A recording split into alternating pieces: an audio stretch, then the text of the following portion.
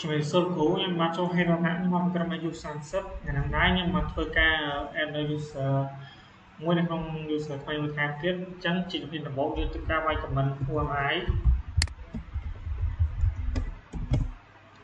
យើងក្នុង user តបមកយើងត្រូវការវាយនៅ comment PWD អញ្ចឹងយើងក្នុង home report រកតាអញ្ចឹង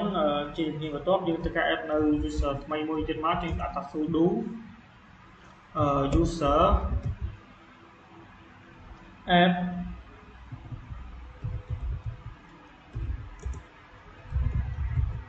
ឈ្មោះ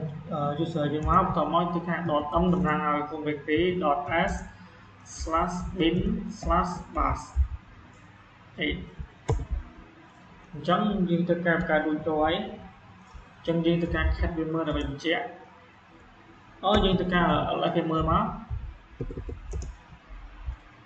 .e/home អញ្ចឹងយើងឃើញថា user របស់យើងគឺបង្កើតបានហើយនេះអញ្ចឹងជាជំនាញបន្ទាប់យើងត្រូវការដាក់ password ឲ្យវា sudo pass wd ហើយឈ្មោះ user ហ្នឹងមកអញ្ចឹងយើងដាក់ password វាមកអញ្ចឹងយើងត្រូវការដាក់ password រួចរាល់ហើយអញ្ចឹងជាជំនាញបន្ទាប់យើងត្រូវការចូលទៅកាន់ user ហ្នឹងហ្មងទៅយើងត្រូវការ cat វាមើលសិនទៅដើម្បីបញ្ជាក់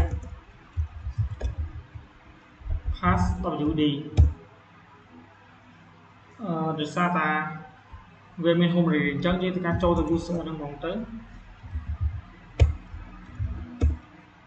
យើងមក password ទៅមកអញ្ចឹងវាចូលទៅកាន់ user ហ្នឹងហើយប៉ុន្តែយើង search ACT វាអត់ឃើញមែនប៉ុន្តែយើងចូលទៅកាន់ user ហ្នឹងបានអញ្ចឹងបន្ទាប់មកយើងត្រូវការចូលទៅកាន់ CD សិនមកអញ្ចឹងបន្ទាប់ពីហ្នឹងហើយយើងត្រូវការវាយនៅ comment PWD វាមើលមកអញ្ចឹងវានៅក្នុង home directory របស់រតនៈឯង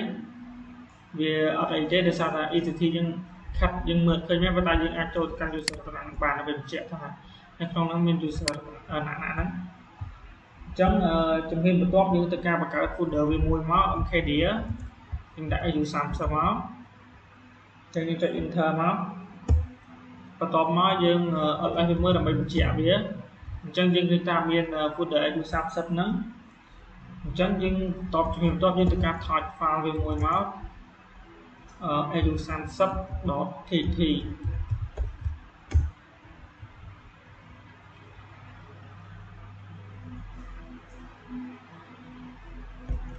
សថ្មី touch AU30.txt ដោយសារតម្លៃនេះខ្ញុំចែកខុស TOUCH AU30.txt អញ្ចឹងយើងបានបង្កើត folder ហើយបន្ទាប់មកយើងអត់ឡើងវាមើលមកនេះយើងឃើញថាក្នុង folder ហ្នឹងមាន file TT មួយ AU30 ហ្នឹងជាជំនាញបន្ទាប់យើងត្រូវការយើងចង់ចេញពី user ហ្នឹងយើងទៅកាន់ user ដើមរបស់យើងវិញអញ្ចឹងយើងចង់វាយ su ក៏បានយើងចង់វាយ exit ក៏បានអញ្ចឹងខ្ញុំវាយ exit ទៅលឿនជាង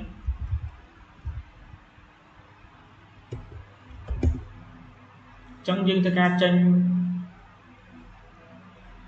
ទៅ user ហ្នឹងហើយអញ្ចឹងយើងចូលទៅកាន់ CD វិញមក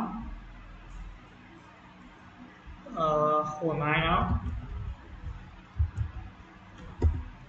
បន្តមក PWD អញ្ចឹងគឺយើងត្រឡប់មកកាន់ user នៅក្នុង home directory របស់រតនៈវិញហើយអញ្ចឹងវីដេអូខ្ញុំចប់តែប៉ុណ្្នឹងសូមអរគុណលោកគ្រូ